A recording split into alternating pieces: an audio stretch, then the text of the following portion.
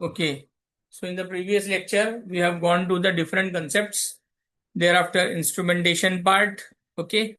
Thereafter, the factors affecting mobile phase and what are the challenges associated. So today we are going to talk about the detectors. Okay. So basically in HPLC, there are the two type of the detectors. First is the bulk property detector. Second is the solute property detector. Am I audible to all of you? Yes. Hello. Am I audible to all of you? Yeah. Arham, please don't do that. I request. Okay. So HPLC is further classified into bulk property detector and the solute property detector. What is bulk property detector? So bulk property detector measures only the physical properties of the mobile phase. The physical property of the mobile phase refers to the solvent, and they compare it with the property of the mobile phase when the solute is present. And what they do, they compare it with the property of the mobile phase when the solute is present.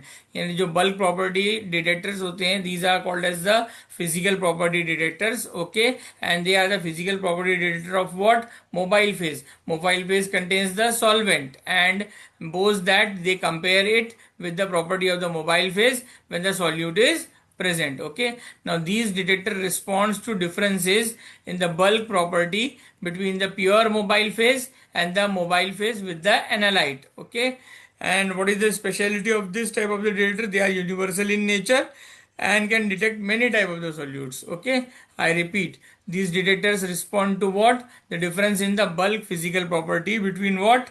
The pure mobile phase and the mobile phase with the analyte. Mobile phase with the analyte means the mobile phase with the sample.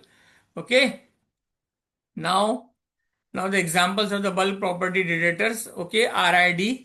RID is also known as the refractive index detector. Thereafter the conductivity detector. Thereafter the ELSD. ELSD means evaporative light scattering device. Evaporative light scattering detector. Okay, so let's see what is there are the three type of the detectors, bulk property. Okay, and so what is the name of the first detector? The name of the first detector is the refractive index detector. The short form is RID. Thereafter the second is the conductive detector.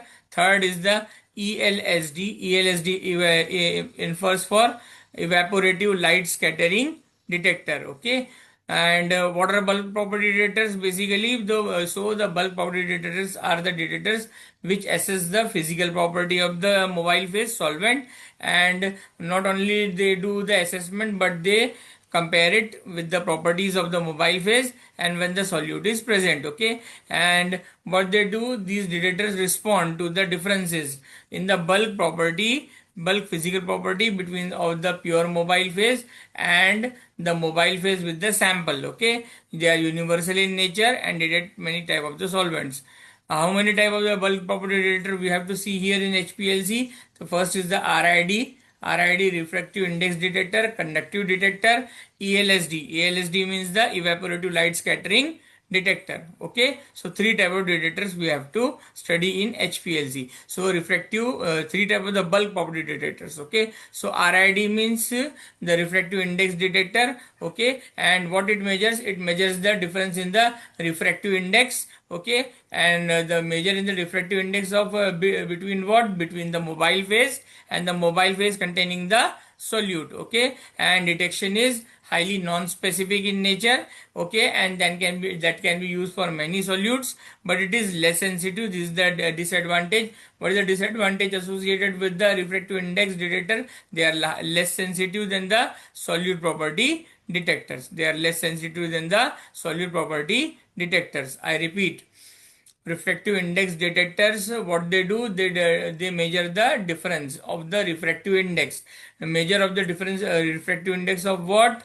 Refractive index between the pure mobile phase and the mobile phase containing the solute. Solute means solvent and solute. Okay, so detector is highly non-specific and can be used for many solutes, but the disadvantage associated with the RID is less sensitivity and the solute property detectors. I hope this is clear to all of you. This is clear to all of you. Yes. Hello. Understood, beta? Hello. Please unmute yourself. Yes, sir. Okay. Thereafter, the conductivity detectors. Okay. So what they do, they measure the changes in the electrical conductivity. They measure the changes in the electrical conductivity of what? Of the mobile phase and the solute which is present, and often used in the ion chromatography to detect the ion specific ion species basically. So what is conductive detector? What they do, they measure the change. What type of the change they observe? They measure the change in the electrical conductivity of what? Mobile phase. Okay, and the solute which is present, often used in the ion chromatography to detect the ionic species. Third thing is the evaporative light scattering device, okay, detector, ELSD, okay. So what it measures, the name itself explains that it measures the scattered light, okay, by the particles, okay na?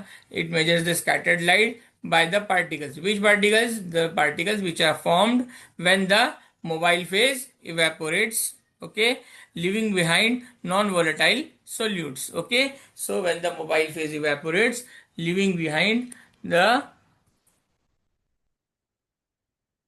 leaving behind the non-volatile solutes, okay. Detector is useful for detecting the compounds that do not absorb the UV light, okay. Now advantages of the bulk property detector, a wide range of the analytes can be done by a bulk property detector, okay. Useful when analyte does not have a strong absorption. So if there is no strong absorption, then it is highly useful. What is useful? Bulk property detector. Disadvantage: less sensitive compared to the solute property detector, often less specific to the components of interest, analytes of interest. I hope bulk property detector is okay with all of you. Yes, yes, hello. Can we proceed towards the solute property detectors?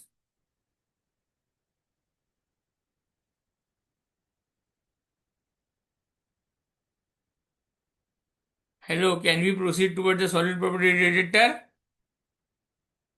If you have understood it, yes, please unmute yourself.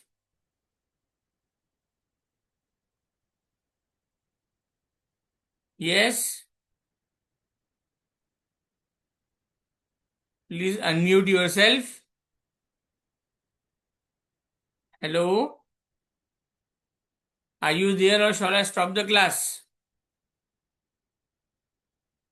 Are you there or shall I stop the class? I'm not sure you're here.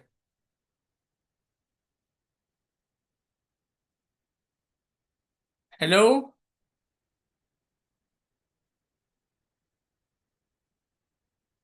can you hear me? Yes,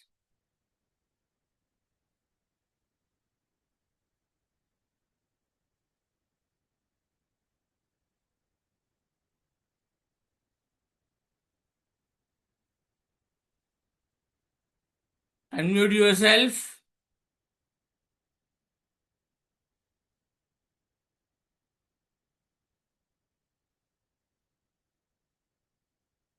Yes,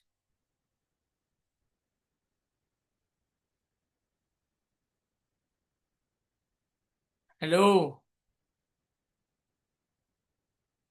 hello,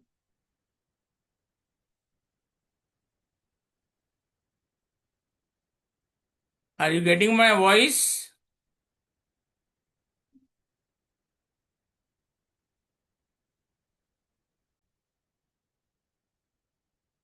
Now the solute property detectors.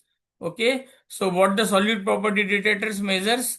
Okay, they measure the specific physical as well as the chemical properties. Okay, and that is unique to the solute, and that is highly unique to the solute, and that doesn't depends upon the mobile phase, and that doesn't depends upon the mobile phase, and that doesn't depends upon the mobile phase. Are you getting what I am saying? Okay, so solute property detectors, okay, what they measure? The specific physical or the chemical properties, okay, and that is unique to the solute and does not depends upon the bulk property of the mobile phase. Okay, these detectors are typically highly selective as well as sensitive.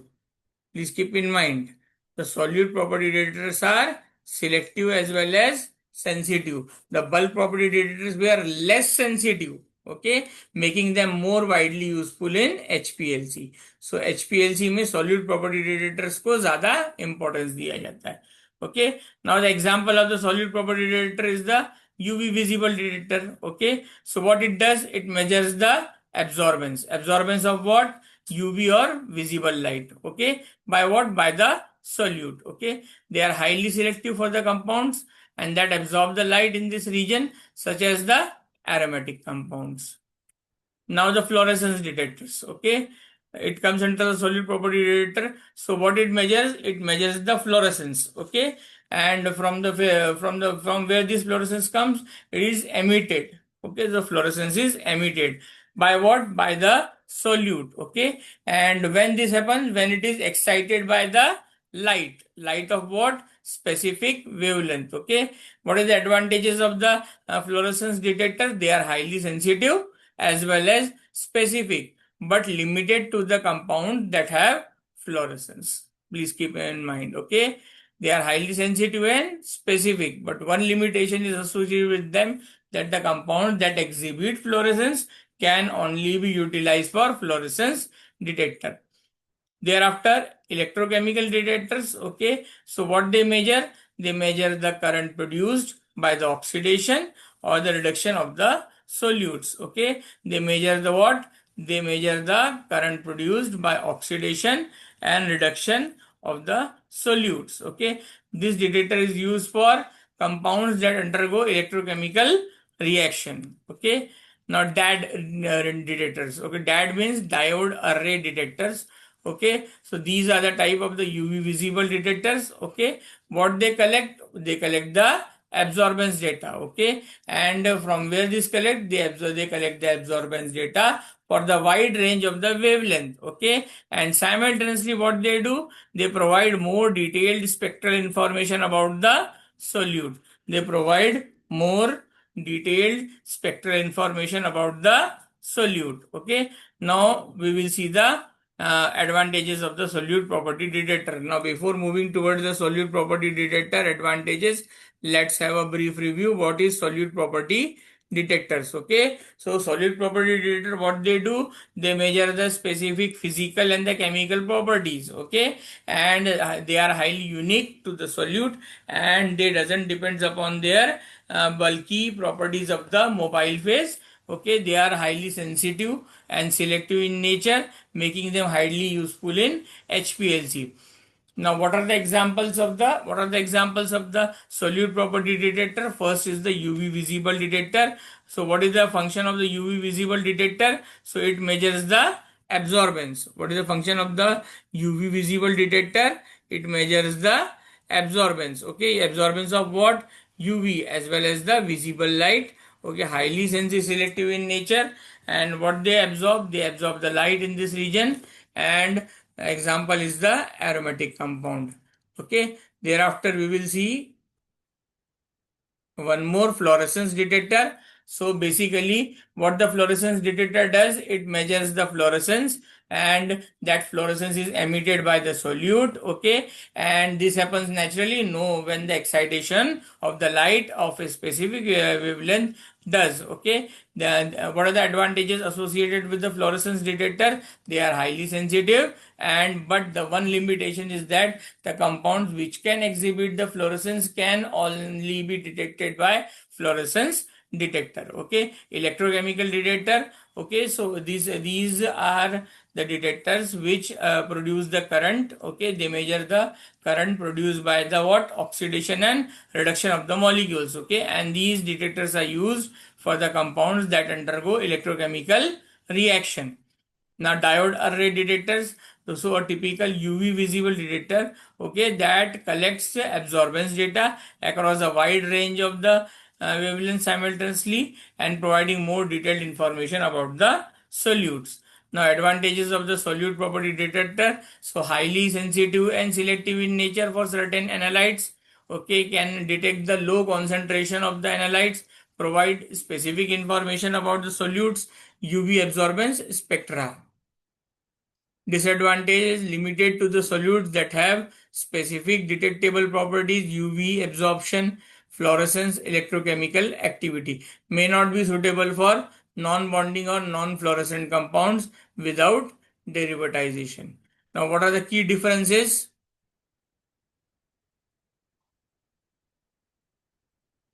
So principal bulk property, the definition of the both measures the physical property, यहाँ पे measures the specific properties.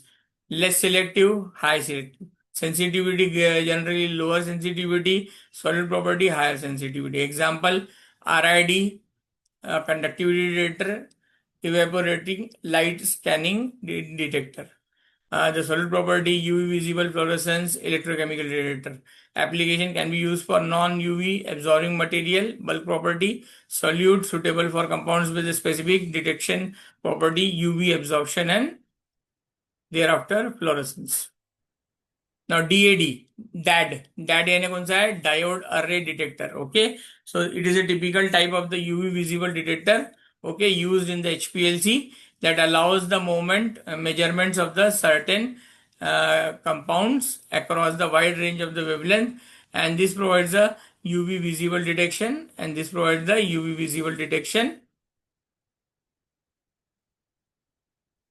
and they provide a full UV visible spectrum which is useful for quantitative and qualitative analysis. Okay, DAD, what are the specialty of DAD detectors? Okay, so highly sensitive, okay, offers advantages of capturing the compound absorbance profile of the compound as they elute from the HPLC column. Now, working principle of DAD. Okay, so DAD light source रहेगा. Light source में कौन सा रहेगा? Deuterium lamp रहेगा. Combination of deuterium रहेगा, tungsten lamps रहेंगे, both UV in the visible range. Light source monochromator and the slit. The light from the lamp passes through the monochromator. Monochromator में जाएगा और या फिर डिफ्रैक्शन ग्रेटिंग में जाएगा, फिर स्प्लिट हो जाएगा लाइट कंपोनेंट्स में स्पेसिफिक्स, और उसके बाद में जो स्लिट रहेगा that will determine the resolution of the spectrum.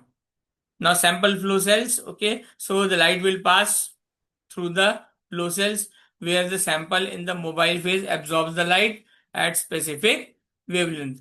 Diode array, okay, so diode array में क्या होगा? सैंपल यहाँ से जब पास हो जाएगा तो लाइट डिस्पर्स होगा by second diffraction grating on the prism, और उसको डिटेक्ट कौन करेगा? Diode array. डायोड अर्रे में क्या रहता है? न्यूमरस फोटो डायोड्स होते हैं and each of the specific wavelength simultaneously वो डिटेक्ट करेंगे. सिग्नल प्रोसेसिंग में क्या होगा? फोटो डायोड जनरेट जो करेंगे इलेक्ट्रिकल सिग्नल्स को, वो प्रोपोर्शनल रहेंगे. फोटो डायोड जनरेट करेंगे जो इलेक्ट्रिकल सिग्नल्स को, वो प्रोपोर्शनल रहेंगे इंटेंसिटी ऑफ लाइट को, और उसके बाद में जो डेटा रहेंगी उसको आप प्रोड्यूस करोगे एज अ एब्जॉर्बेंस स्पेक्ट्रम. ध्यान में आई बात? Diode array detector. हेलो, फिर से बताता हूँ अगर चाहिए तो. Hello, are you hearing? Hello, unmute yourself. Yes, sir. हाँ, फिर से बताना है. No, sir. हाँ, advantages of the DAD. Simultaneous wavelength monitoring में क्या होगा? यहाँ पे सिंगल वेवलेंथ डिटेक्टर लेंगे आप, और फिर डीएडी को मॉनिटर करेंगे एब्जॉर्बेंस को अक्रॉस द मल्टीपल वेवलेंथ. एक ही बार में करेगा, रियल टाइम स्पेक्ट्रल एनालिसिस देगा. फुल स्पेक्ट्रम एनालिसिस में क्या होगा? डीएडी कैप्चर करेगा एंटायर यूवी विजिबल रीजन को, और आइडेंटिफिकेशन मल्टीपल कंपोनेंट का मिक्सचर में अगर है तो वो सबको वो क्या करेगा, इनेबल कर जाएगा आइडेंटिफिकेशन का और स्ट्रक्चर इल्यूसिडेशन के लिए। पीक प्यूरिटी एनालिसिस में आप क्या करोगे, स्पेक्ट्रल इंफॉर्मेशन लोगे ताकि आप डिटरमाइन करो purity of the chromatic compounds को, ठीक है ना, क्रोमेटिक पीक्स जो भी आते हैं ना उनको कैसे कंपेयर करो उनको स्पेक्ट्रा को अक्रॉस द पीक, ठीक है। ये तीन चीज करना पड़ेंगे, एडवांटेजेस है डीएडी के। साइमल्टेनियस वेवलेंथ मॉनिटरिंग आप कर सकते हो, फुल स्पेक्ट्रम एनालिसिस कर सकते हो, पीक प्यूरिटी एनालिसिस कर सकते हो। देखो कितना अच्छा डायग्राम है। ये देखो लाइट सोर्स दिया हुआ है यहाँ पे, ड्यूटेरियम लैंप, ठीक है ना, टंगस्टन लैंप, ठीक है ना, ये ग्रेटर्स है, डायोड अर्रे डिटेक्टर है, स्लिट है, ठीक है ना। उसके बाद इसलिए यहाँ पे डिफ्रैक्शन ग्रेटर है दिया हुआ है आपका, डायोड अर्रे, लिक्विड डिटेक्टर कैसा रहेगा, फिर डीएडी बाहर निकलेगा तो कैसा दिखता है, ये एचपीएलसी कॉलम है, ठीक है ना, मोनोक्रोमेटर है, सैंपल बटन है, प्रोसेसिंग यूनिट है, ठीक है ना, all this things are there. Agree? You can see to it. You can see to it. Is it okay with all of you? Wait a minute, huh?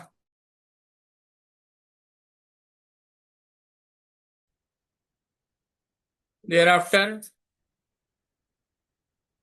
now this is the actual diagram you have to draw. Okay, you can see to it that it is having the light cells, light is tungsten lamp, deuterium lamp, flow cell would be there, flow cell. Now, thereafter, the flow cell diode array detector. So DAD detector, diode array detector is attached. Okay, this is the signal array. Okay, now this is the signal processors, diffraction array, and this is the recorder, that is your simple PC. Have you got it? Is it okay with all of you? Yes. Hello. Hello. Hello. If you want me, I'll repeat it. Hello. No, Hello. sir. Okay, can we proceed? Yes. Now HPLC instrumentation. We have seen it. Okay. So this is the way it looks. Ideal detector. What are the properties of the ideal detector? High sensitivity, low baseline noise, large dynamic range, response independent of mobile phase composition, low dead volume, stable over long period of operations. Okay. What are the properties of the ideal HPLC detector? Highly sensitive रहना चाहिए, लो baseline noise होना चाहिए, baseline का कोई ज्यादा noise ना हो, large dynamic range रहना चाहिए, उसका रिस्पॉन्स जो भी रहेगा आपका वो इंडिपेंडेंट रहेगा मोबाइल फेस कंपोजिशन के साथ में, लो डेड वॉल्यूम के साथ में, stable over the long period of operation. Now HPLC instrumentation detector. So they are classified as solute property and selective bulk property detectors. Okay. So solute property में क्या होगा वही रिस्पॉन्ड करेंगे, फिजिकल प्रॉपर्टी यहाँ पे ओवरऑल जो भी रहेगा फिजिकल और केमिकल दोनों ही प्रॉपर्टीज को ये एड्रेस करेंगे। ओके ओके, ये अपन ने देखे हैं ये सब चीजें, ठीक है। इंस्ट्रूमेंटेशन में most commonly use detector for HPLC देख सकते हैं आप, ये बहुत अच्छा इंपॉर्टेंट है। ये यूवी लाइट है यहाँ पे क्वार्ट्ज विंडो है, उसके बाद में यहाँ कॉलम है, ठीक है ना, ये पीएमटी बना हुआ है, photo multiplier tube, quartz window दिया हुआ है, यूवी विजिबल लाइट है, लैंप है, क्रोमेटिक लेंस रहेगा, पोलोमियम का एक फिल्टर रहेगा, डिटेक्टर फ्लो सेल्स रहेंगे, optical slit with grating, and thereafter the diode array DAD. Agree? ये बनाना है आपको, हाँ? Hello, okay with all of you? Yes, sir. Now instrumentation, absorbance detector बोला तो क्या होगा, लाइट पास होगा रेडिएशन सोर्स से, फिर वो कहाँ जाएगा, मोनोक्रोमेटिक डिवाइस पे जाएगा, मोनोक्रोमेटिक डिवाइस का नाम क्या है, ग्रेटिंग या फिल्टर होता है, वो पास होगा सेल से, ठीक है ना, फिर मोबाइल फोर्स फ्लो होंगी, ठीक है ना, so that the amount of the transmitted light is measured by the photo detector. What is UV visible range? It's around 190 to 350 nanometre, ये आपको याद रहना चाहिए। हाँ, 190 to 700 UV visible spectrophotometer range है। विजिबल की रेंज कितनी है? 350 टू 700। ये एमसीक्यू में पूछा जा सकता है। ठीक है, एब्जॉर्बेंस डिटेक्टर्स कैसे होते हैं, क्या होते हैं, ठीक है ना, ये सब पूछा जाएगा इसमें। ये जो कंपाउंड जिसमें एक या दो डबल बॉन्ड रहेंगे, अनपेयर्ड इलेक्ट्रॉन रहेंगे, वो एब्जॉर्ब करेंगे यूवी लाइट को। फिर जो डिटेक्टर मॉनिटर करेगा लाइट को जो पास होगा फ्लोइंग सेल से, ठीक है ना। फिर जो कंपाउंड रहेगा मोबाइल फेज में, वो पास होगा सेल से। फिर वो क्या बन जाएगा? वो एब्जॉर्ब करेगा कुछ लाइट को और डिक्रीज करेगा लाइट को and the edge a peak. देखो यहाँ पे आपको फॉर्मूला दिया है बियर्ड्स लैम्बर्ट्स लॉ का। ठीक है, तो ए क्या है? एब्जॉर्बेंस है सॉल्यूशन का। बी क्या है? ऑप्टिकल पाथ बोलते हैं, the length passes through the cell. Epsilon क्या होता है? Molar absorptivity of the solute होता है at a particular wavelength, litre per mole centimetre. C क्या होता है? Molar concentration of the solute रहेगा। पी जीरो बोला तो क्या होता है? Light intensity from the source. P light intensity जो ट्रांसमिट हो जाती है। एग्री? ये सोर्स है, इनका वेवलेंथ है। मर्क्यूरी का देखो कितना है, इंपॉर्टेंट है, ये एमसीक्यू में पूछे जाएंगे आप। 254, 280, 365 nanometre, 405, 436 and so on. Cadmium का भी दिया हुआ है, जिंक का भी दिया है, मैग्नीशियम का, ड्यूटेरियम। ड्यूटेरियम भी बड़ा कॉमन और कंटिन्यूस है। मर्क्यूरी और ड्यूटेरियम तो एकदम याद ही रखो, 190 टू 350 कॉमन। ठीक है ना। फिक्स्ड वेवलेंथ जो डिटेक्टर्स रहते हैं वो कैसे होते हैं? उनकी नॉइज, उनका जो नॉइज होता है वो लो होता है, सेंसिटिव होते हैं, इनएक्सपेंसिव होते हैं। Commonly they are use, so they are called as the fixed wavelength detectors. Very very important. Okay, thereafter the absorbance detectors 254 nanometre पे majority of the organic compounds को आप डिटेक्ट करोगे। Aromatic compounds, unsaturated compounds रहेंगे, absorbs strongest in this region absorbance में। ठीक है ना। फिर जो कार्बोक्सिलेट फंक्शनल ग्रुप्स रहेंगे उनको आप इजीली डिटेक्ट करोगे कितने पे? 214 नैनोमीटर पे, 214 जिंक लैंप में। Agree? Agree with all of you? समझा बेटा? समझा क्या? Yes, sir. हाँ। Now instrumentation, very very important. ये सब देखेंगे अपन। फोटो डायोड अर्रे का कैसा है, ये देखो बहुत इंपॉर्टेंट है ये। ये देखो एकदम सादा दिया हुआ है। यहाँ पे ग्रेटिंग दी हुई है, होलोग्राफिक ग्रेटिंग है, स्लिट है, लेंसेज दी हुई है 2 और 3। फिर फ्लो सेल दिया हुआ है, फिर शटर दिया हुआ है, अपर्चर दिया हुआ है, लेंस वन दिया हुआ है। फिर ड्यूटेरियम लैम्प है, ड्यूटेरियम लैम्प जो है वो लाइट सोर्स है। ठीक है ना। फिर लेंस है, फिर अपर्चर दिया है, shutter, flow cell, lens, slit, concave holographic grating दिया हुआ है। यहाँ पे स्पेक्ट्रम है। इसी को अपन क्या बोलते हैं? डायोड अर्रे ऑप्टिक्स बोलते हैं। ये हैवलेट पैकवर्ड ने बनाया था इसको।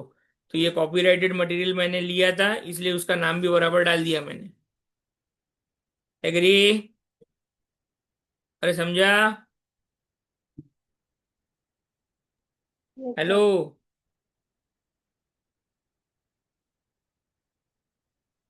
अरे समझा क्या बाबा? समझा Yes, क्या sir. बेटा? हाँ,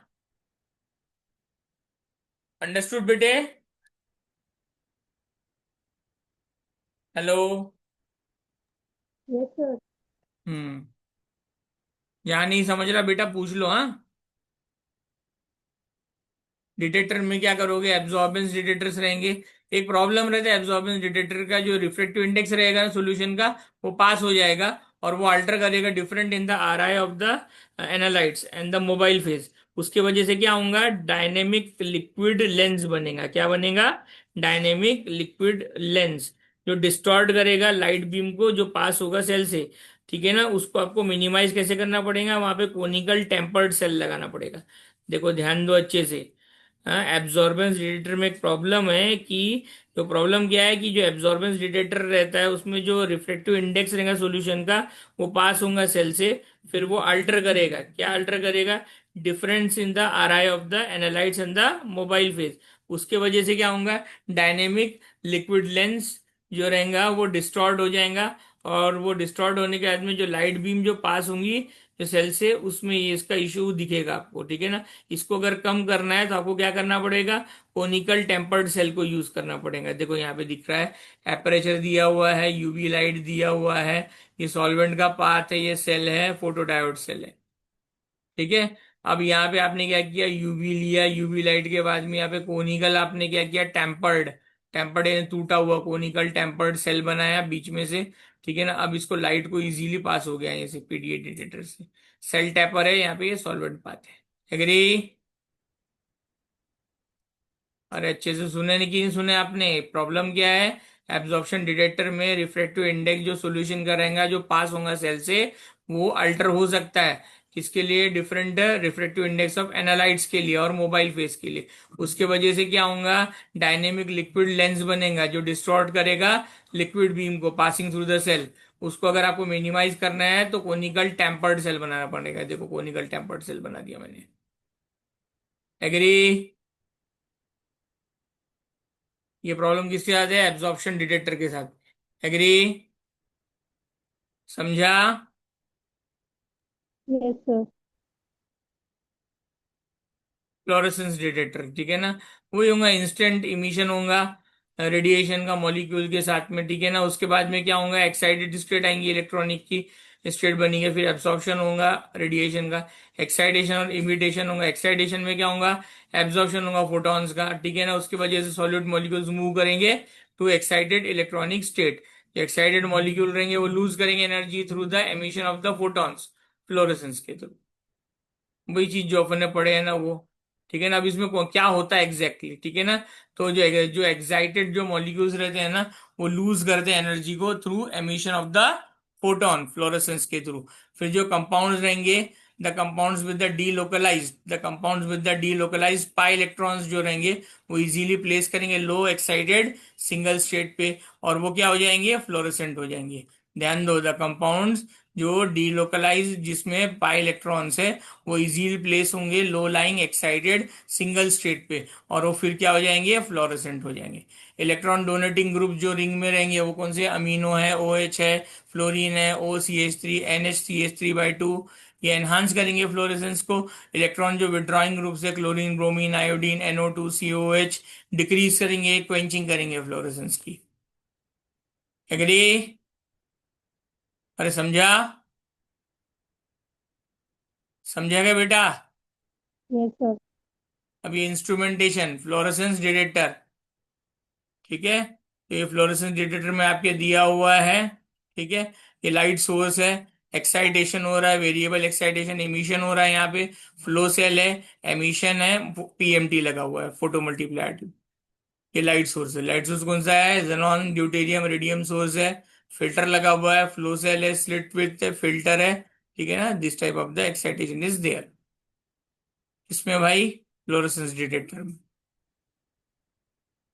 फिर उसके बाद इंस्ट्रूमेंटेशन में क्या दिखाएगा, फ्लोरेसेंस डिटेक्टर में जो लैंप रहेगा जिसकी हाई इंटेंसिटी रहेगी, वो पास होगा लाइट के थ्रू मोनोक्रोमेटर के फ्लो सेल के साथ। फिर रेडिएशन, जो फ्लोरेसेंस रेडिएशन रहेंगे उनको आप कलेक्ट करेंगे राइट एंगल पे, एक्साइटेशन बीम पे। मोनोक्रोमेटर्स क्या रहते हैं, सिंपल फिल्टर्स रहते हैं, ग्रेटिंग्स रहते हैं। फ्लो सेल्स क्या जनरेट करते हैं, फ्लो सेल्स कहाँ से कंस्ट्रक्ट करते हैं, क्वार्ट्ज से।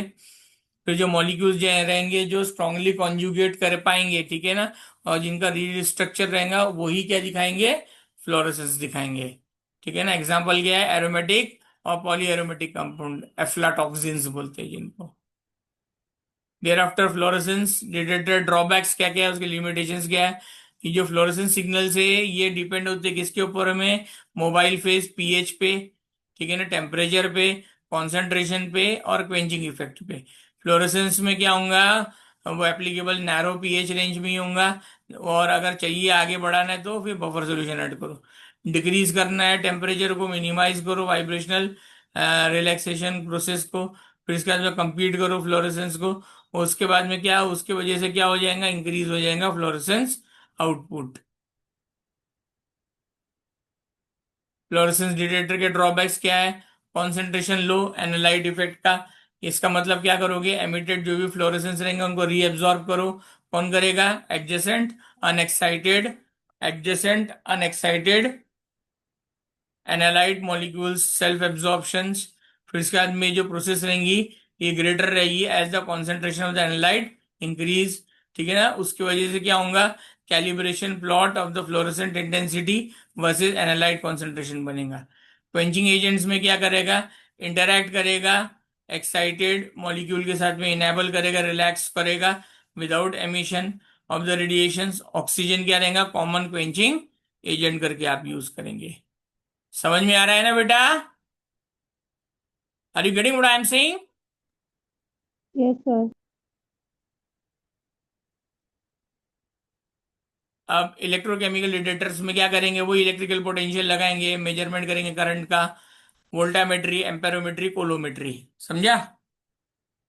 इंस्ट्रूमेंटेशन, वही एप्लीकेशन करोगे जो चेंजिंग पोटेंशियल रहेगा वर्किंग इलेक्ट्रोड के साथ में, फिर उसके बाद मेजर करोगे करंट को। ठीक है ना, जो रिएक्शन रिडॉक्स रिएक्शन से होगा। फिर जो एम्पेरोमेट्री है उसमें क्या करोगे, फिक्स पोटेंशियल को अप्लाई करोगे वर्किंग इलेक्ट्रोड पे। करंट रिजल्ट क्या करेगा, ऑक्सीडेशन रिडक्शन को आप मेजर करोगे।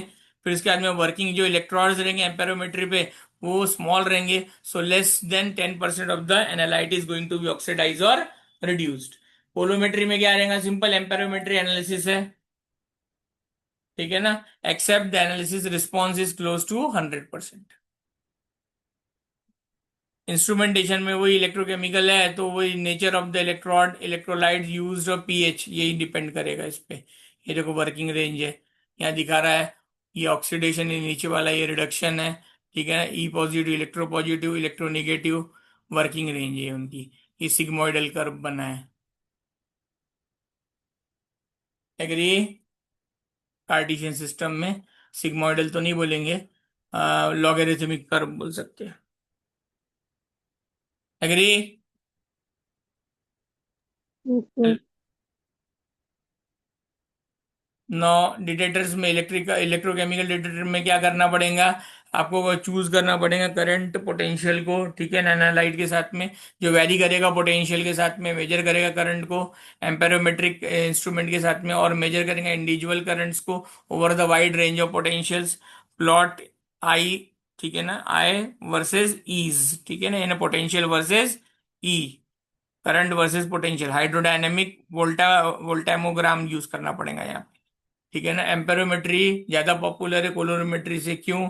क्योंकि कोलोरीमेट्री क्या करता है, लार्ज इलेक्ट्रोड्स अगर यहाँ पे आ गए तो वो इंक्रीज नहीं कर पाते फैराडिक करंट को और बैकग्राउंड करंट को भी। सो उसके वजह से क्या होता है, सेंसिटिविटी सिर्फ उसमें थोड़ा सा ही फर्क पड़ता है, इसलिए एम्पेरोमेट्री को ज्यादा यूज किया जाता है कोलोरीमेट्री के अगेंस्ट में। डिटेक्टर, इलेक्ट्रोकेमिकल डिटेक्टर में क्या यूज कर रहे हैं, एम्पेरोमेट्री है, सिंगल पोटेंशियल अप्लाई कर रहे हैं वर्किंग इलेक्ट्रोड के साथ में। फिर जो इलेक्ट्रोकेमिकल रिएक्शंस होती है ये ऑकर होती है इंटरफेस पे। ठीक है ना, with effect of the solution. एक प्रॉब्लम होता है, मेजर प्रॉब्लम में क्या होगा, रिएक्शन जो प्रोडक्ट रहेगा वो एक्यूमुलेट हो जाएगा या एधर हो जाएगा, चिपक जाएगा, किसको भाई, इलेक्ट्रोड सरफेस को। ठीक है ना, उसकी वजह से क्या होगा, पॉइजनिंग हो जाएंगी, फोलिंग हो जाएंगी। उसकी वजह से क्या होगा, पैसिवेटिंग हो जाएंगी सरफेस इलेक्ट्रोड, और उसको आपको रिमूव करना पड़ेगा, उसको पॉलिश करना पड़ेगा, क्लीन करना पड़ेगा bye potential pulsing. Potential pulsing से उसको करना ही पड़ेगा ये आपको, ये इशू है। इंस्ट्रूमेंटेशन में इलेक्ट्रोकेमिकल डिटेक्टर में क्या आएगा, इलेक्ट्रॉन मटेरियल रहेगा, रेफरेंस इलेक्ट्रोड तो रहेगा ही रहेगा जिसका जीरो करंट फ्लो रहेगा। एग्जाम्पल क्या है, सोडियम AgCl। उसके बाद में SCE saturated calomel electrode. Quasi reference में क्या आएगा, प्लेटिनम इलेक्ट्रोड, बहुत महंगा रहता है प्लेटिनम। ऑक्सिलरी इलेक्ट्रोड में क्या रहेगा, इनर्ट रहेगा, अंदर में रहेगा situated close with respect to the platinum.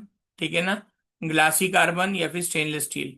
Platinum तो मोस्टली यूज नहीं करते। वर्किंग इलेक्ट्रोड में मर्क्यूरी फिल्म्स है, रिडक्शन के लिए यूज करते हैं। ग्लासी कार्बन को यूज करते हैं, carbon paste, carbon fibres, PT, AU, nickel, silver. अब ये देखो इंस्ट्रूमेंटेशन, बहुत इजी है।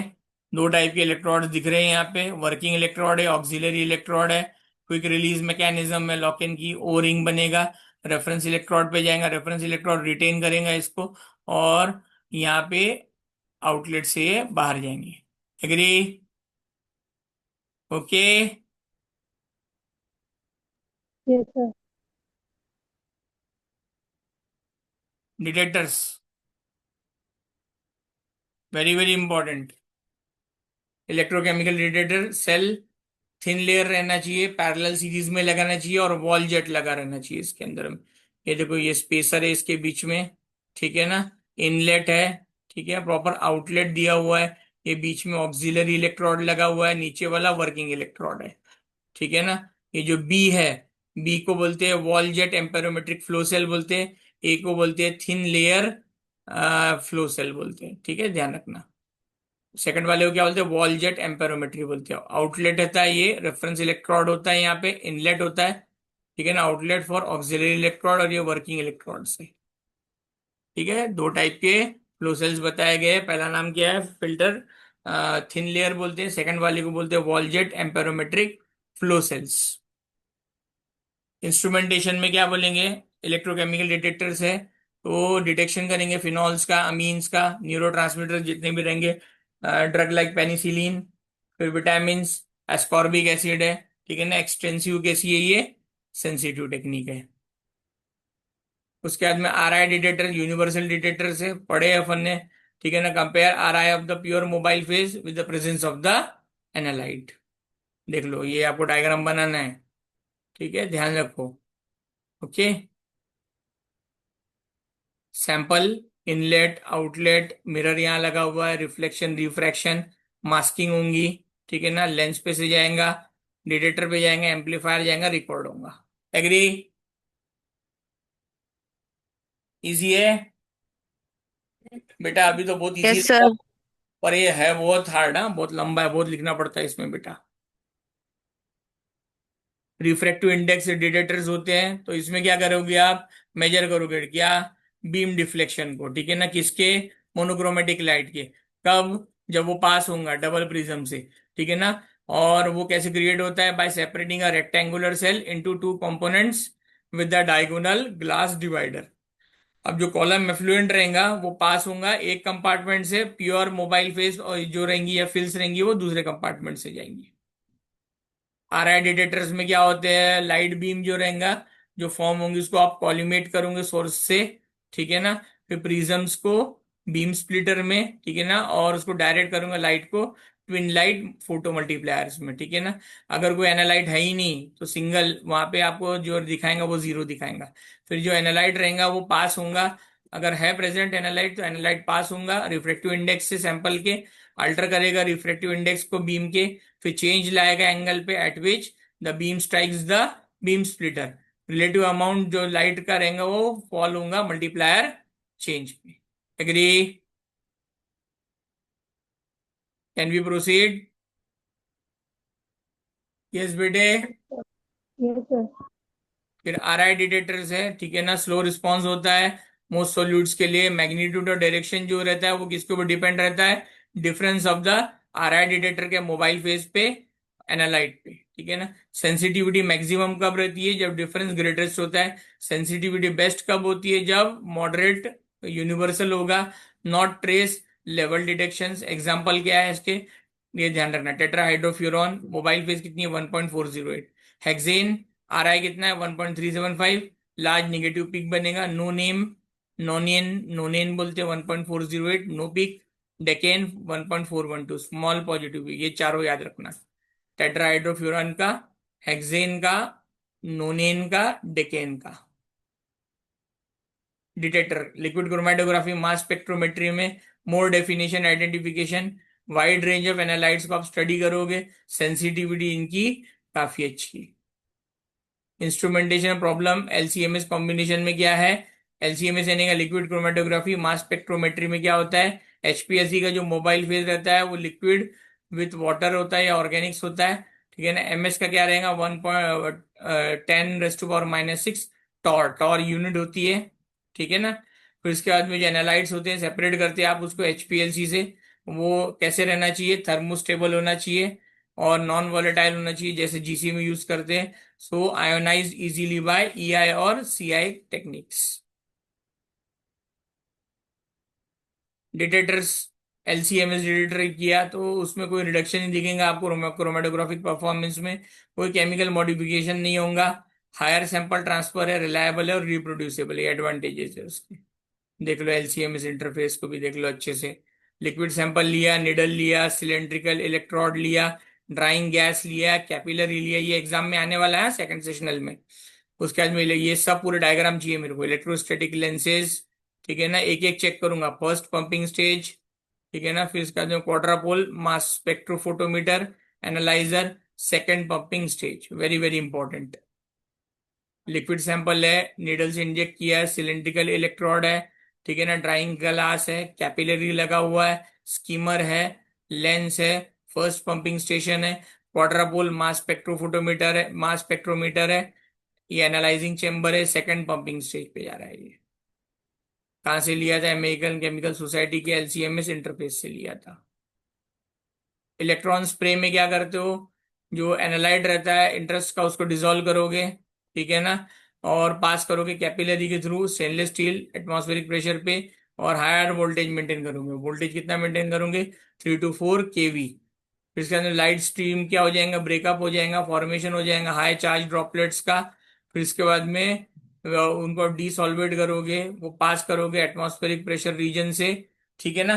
उसके बाद में जो सोर्स रहेगा, थ्रू काउंटर इलेक्ट्रोड्स के थ्रू। ये नेबुलाइजर गैस है, सॉल्वेंट स्प्रे दिया हुआ है आपका। नेबुलाइजर गैस है, सॉल्वेंट स्प्रे दिया हुआ है, ठीक है ना। डाइलेक्ट्रिक कैपिलरी एंट्रेंस है, हीटिंग नाइट्रोजन गैस दिया हुआ है।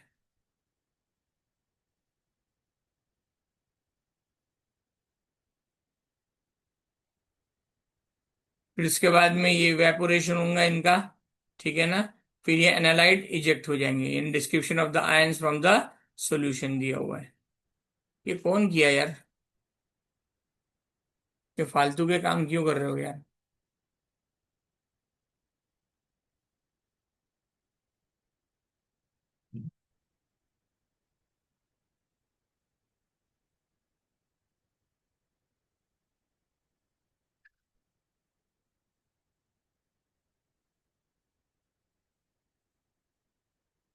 अरे वो तो पता लग जाएगा मेरे को।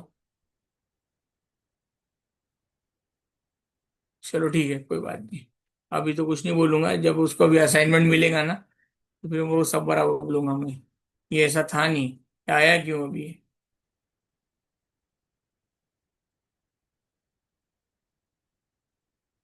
इलेक्ट्रॉन स्प्रे में क्या होगा? डिसॉल्वेशन होगा, ठीक है ना। उसको असिस्ट कैसे करेंगे? स्ट्रीम ऑफ ड्राइंग गैस के साथ में। एग्जांपल कौन सा है ड्राइंग गैस का? नाइट्रोजन, ठीक है ना। कंटिन्यूअसली पास करेंगे स्प्रेइंग रीजन से। फिर जो ड्रॉपलेट्स होंगे वो श्रिंक होंगे, चार्ज कॉन्सेंट्रेशन जाएगा, ड्रॉपलेट्स में इंक्रीज होगा। रिपल्सिव फोर्सेस क्या होंगे आयंस के? वो इंक्रीज होंगे, लाइक चार्जेस एक्सीड्स। फिर कोहेसिव जो फोर्सेस रहेंगे, और आयंस को आप इजेक्ट करोगे, डिसॉल्व करोगे गैस फेज में। फिर जो एनालाइट आयंस रहेंगे उनको आप ऑब्टेन करोगे फ्रॉम दिस ड्रॉपलेट्स को। उसके बाद में उनको पास करोगे डिफरेंटली पम्प्ड रीजन के through into the source of mass spectrometer. Disadvantage क्या है इसका इलेक्ट्रॉन स्प्रे का? Not applicable to non polar और लो पोलैरिटी कंपाउंड्स, ठीक है ना। मास स्पेक्ट्रम को पास करोगे, प्रोड्यूस करोगे from analyte depends upon the number of factors, ठीक है ना, obtained by using different experimental conditions, ठीक है ना। और उसको डिफर करोगे कंसिडरेबली इन अपीयरेंस। फिर इसके बाद में जो सेपरेशन रहेगा उसको आप ऑब्जर्व करोगे through different analysis of the mixture, which is not possible, ठीक है ना। तो उसमें फिर पोटेंशियल इंप्लीकेशंस आएंगे एल्यूटिंग थ्रू एलसीएमएस। देखो सुनो अच्छे से, फिर से बताता हूँ, मैं भी डिस्टर्ब हुआ। इलेक्ट्रॉन स्प्रे में क्या होगा? डिसॉल्वेशन होगा, एंड दैट इज असिस्टेड, कौन करेगा उसको? Stream of drying gases, nitrogen continuously pass होगा स्प्रेइंग रीजन से। फिर जो ड्रॉपलेट्स श्रिंक होंगे, उनका चार्ज कॉन्सेंट्रेशन ड्रॉपलेट्स का इंक्रीज होगा। रिपल्सिव फोर्स जो रहेगा आयंस का, वो एक्सीड करेगा कोहेसिव फोर्सेस को, आयंस इजेक्ट हो जाएंगे गैस फेज में। फिर जो एनालाइट आयंस रहेंगे जो ऑब्टेन होंगे थ्रू ड्रॉपलेट्स, वो पास हो जाएंगे through differently pumped region in the source and the spectrophotometer. फिर जो डिसएडवांटेजेस है वो भी देख लेते हैं।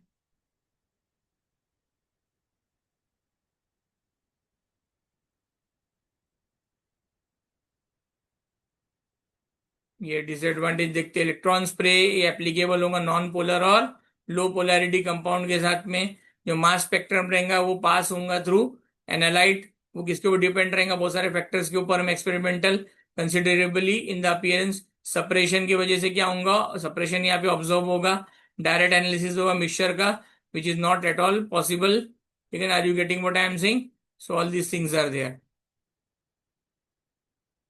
these are the small implications with the LCMS.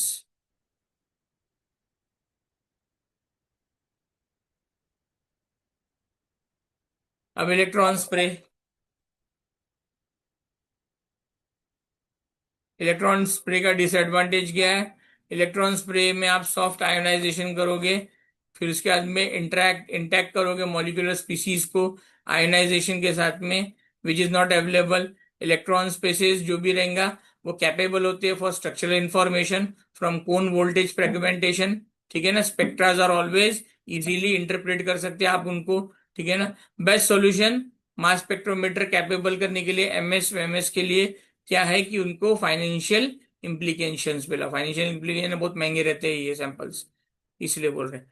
फिर जो इलेक्ट्रॉन स्प्रे रहेगा उसके एडवांटेजेस क्या है कि आयोनाइजेशन डायरेक्ट हो जाएगा सोल्यूशन के साथ में, कॉन्जिक्वेंटली आयोनिक और जो थर्मल लायबल कंपाउंड्स रहेंगे उनको आप स्टडी कर पाओगे। मोबाइल फेज के जो फ्लो रेट्स रहेंगे, ठीक है ना, एमएल पर मिनट के हिसाब से वो एक्सेस करेंगे, 1 ml पर मिनट, उसको यूज कर पाओगे अप्रोप्रिएट हार्डवेयर के साथ में, अलाउ करे कन्वेंशनल एंड माइक्रो कॉलम्स को, ताकि वो एम्प्लॉय कर सके। इलेक्ट्रॉन स्प्रे के एडवांटेजेस क्या है? इलेक्ट्रॉन स्प्रे आयोनाइजेशन में क्या होगा, जो इन कॉन्ट्रास्ट अगर लेंगे आप majority of the other ionisation methods में, तो प्रीडोमिनेटली जो मल्टीप्लाई चार्ज आयंस रहेंगे वो इंटैक्ट रहेंगे इस केस में। ठीक है ना, उसके बाद में इफेक्टिवली ये एक्सटेंड करेंगे मास रेंज को मास स्पेक्ट्रोफोटोमीटर के साथ में। ठीक है ना, अलाउ करेंगे study of the molecules with the molecular weight well outside normal range. ठीक है ना, जितने भी आउटसाइड नॉर्मल रेंज उन सबको आप इजीली स्टडी कर पाएंगे। For high molecular weight compound जो भी रहेंगे, तो इलेक्ट्रॉन स्पेक्ट्रम्स क्या प्रोवाइड करेंगे, इंडिपेंडेंट मॉलिक्यूलर वेट डिटरमिनेशन देंगे। ठीक है ना, सिंगल स्पेक्ट्रम के साथ में, और प्रिसीजन भी बेहतरीन रहेगा इनका। एग्री? अरे एडवांटेजेस समझे क्या? Yes, sir. ओके, अभी कहीं जाना मत, मैं लॉक कर रहा हूँ मीटिंग को, अटेंडेंस ले रहा हूँ।